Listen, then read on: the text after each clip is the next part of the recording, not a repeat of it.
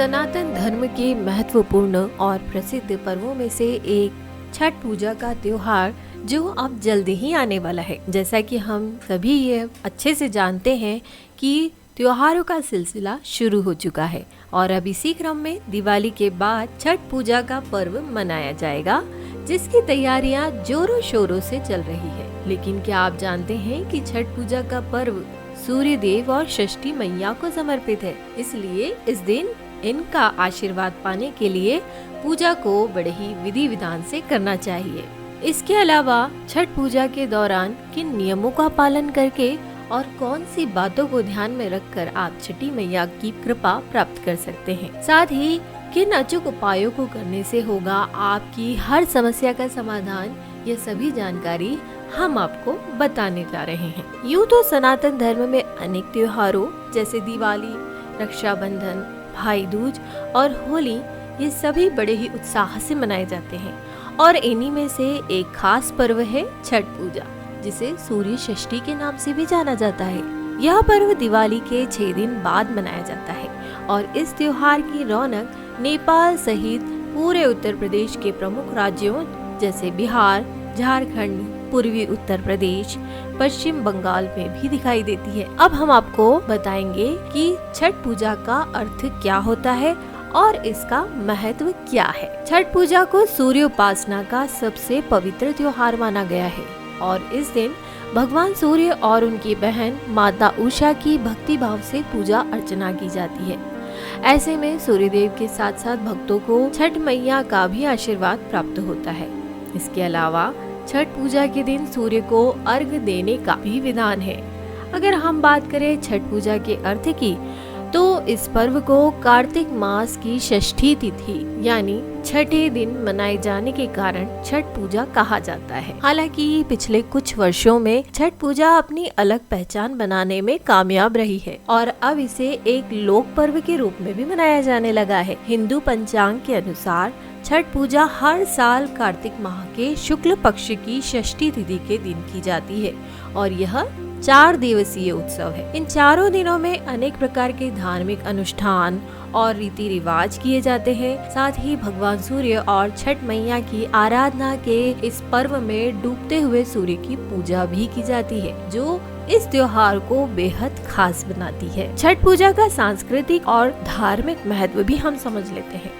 धार्मिक और सांस्कृतिक दृष्टि से छठ पूजा को आस्था का पर्व माना गया है। सनातन धर्म के सभी पर्वों एवं त्योहारों में छठ पूजा एक ऐसा त्योहार है जिसमें सूर्य की आराधना की जाती है और पूजन के बाद उन्हें अर्घ्य देने की प्रथा है। हालांकि हिंदू धर्म के समस्त देवी देवताओं में सूर्य ही एकमात्र ऐसे देवता है जो अपने भक्तों को प्रत्यक्ष रूप से दर्शन देते हैं और उनके जीवन को समृद्ध बनाते हैं। छठ पूजा के अवसर पर महिलाएं अपने संतान की लंबी आयु और परिवार की सुख समृद्धि के लिए कठोर निर्जला उपवास करती हैं। धर्म शास्त्रों के अनुसार भगवान सूर्य को जगत की आत्मा कहा जाता है, क्योंकि सूर्य की रोशनी में अनेक तरह की बीमारियों और रोगों को नष्ट करने की अपार क्षमता होती है। इसी प्रकार कुंडली में सूर्य देव के शुभ होने पर जातक को तेज, आत्मविश्वास, मान सम्मान और आरोग्यता की प्राप्ति भी होती है। जहाँ सूर्य देव को पिता, पूर्वज, सरकारी सेवा का कारक माना गया है, वहीं छठ मैया को सृष्टि रचयिता भगवान ब्रह्मा की मानस पुत्री कहा गया है और पुराणों में देवी को माँ कात्यायनी का स्वरूप माना गया है। इसलिए इनकी पूजा छठे नवरात्रि यानी षष्ठी तिथि पर होती है। अब हम आगे बढ़ते हैं और बात करते हैं छठ पूजा की तिथियों के बारे में। छठ पूजा के पहले दिन नहाय खाए की विधि होती है, जो 28 अक्टूबर को होगी। छठ पूजा के दूसरे दिन खरना होगा, जो 29 अक्टूबर शनिवार को होगा। छठ पूजा के तीसरे दिन संध्या अर्घ्य दिया जाएगा, जो कि 30 अक्टूबर रविवार को होगा। छठ पूजा के चौथे और अंतिम दिन उषा अर्घ्य दिया जाएगा, जो 31 अक्टूबर सोमवार को होगा। संध्या अर्घ के लिए सूर्यास्त का समय 30 अक्टूबर को शाम 5:37 से शुरू होगा और उषा अर्घ्य के लिए सूर्योदय का समय 31 अक्टूबर को सुबह 6:31 तक होगा। छठ पूजा का महापर्व निरंतर 4 दिनों तक मनाया जाता है, हम सबको पता है, और इसके हर दिन का अपना खास महत्व है। इस 4 दिवसीय उत्सव के दौरान भक्तों द्वारा कई तरह के धार्मिक अनुष्ठानों को किया जाता है। तो बिना देर किए हम जान लेते हैं कि छठ पूजा के प्रत्येक दिन हम क्या क्या करते हैं। पहले दिन जैसा कि हम सभी जानते हैं कि नहाए खाए की विधि होती है। इस दिन कार्तिक माह की शुक्ल पक्ष की चतुर्थी तिथि के दिन मनाया जाता है। इसे नहाए खाए के नाम से जाना जाता है। इस दिन व्रती लोग स्नान आदि के बाद नए वस्त्र पहनते हैं और शाकाहारी भोजन का सेवन करते हैं। नहाए खाए के दिन जो व्यक्ति व्रत करता है, शाम को उसके भोजन ग्रहण करने के बाद ही घर के अन्य सदस्यों द्वारा भोजन किया जाता है। छठ पर्व का दूसरा दिन, जिसे खरना के नाम से जाना जाता है, यह दिन कार्तिक महीने के शुक्ल पक्ष की पंचमी तिथि को मनाया जाता है।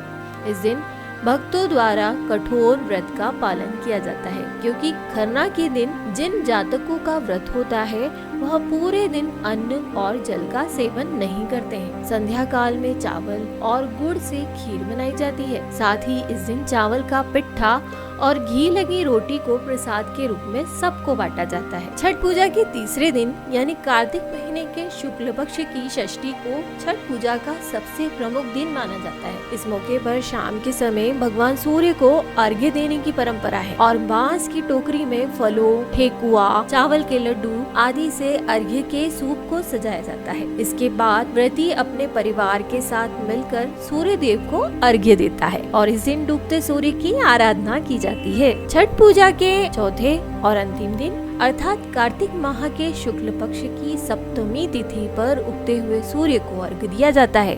इस दिन भक्त जन अपने घर के पास स्थित नदी या तालाब पर जाकर घर परिवार की सुख शांति की कामना करते हुए सूर्य को अर्घ्य देते हैं। अब आइए जान लेते हैं छठ पूजा की विधि के बारे में। भगवान सूर्य और छठ मैया की कृपा दृष्टि और आशीर्वाद पाने के लिए जरूरी है छठ पूजा को विधि विधान से किया जाना चाहिए। इसलिए सूर्यदेव को अर्घ्य देने से पहले आप कुछ सामग्री इकट्ठा कर लें, जैसे कि आप बांस से बनी 3 बड़ी टोकरी, बांस या पीतल के बने 3 सूप, 1 थाली, गिलास और दूध, नारियल, हल्दी, चावल, लाल सिंदूर, दीपक, सब्जी, शकरकंदी, गन्ना और सूथनी।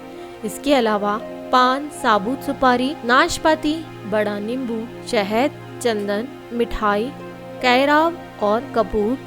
पूजा के प्रसाद के रूप में ठेकुआ, खीर पूड़ी, सूजी का हलवा, मालपुआ, चावल के बने लड्डू, यह सभी आप अपनी पूजा के दौरान ले सकते हैं। बताई गई सभी सामग्री को आप बांस की टोकरी में रख लें और सूर्य को अर्घ्य देते समय प्रसाद को भी सूप में रखें। इसके बाद सूप में ही दीपक जलाएं और अब नदी या तालाब में उतरकर भगवान सूर्य को अर्घ्य दें। अब जानते हैं छठ पूजा के नियमों के बारे में।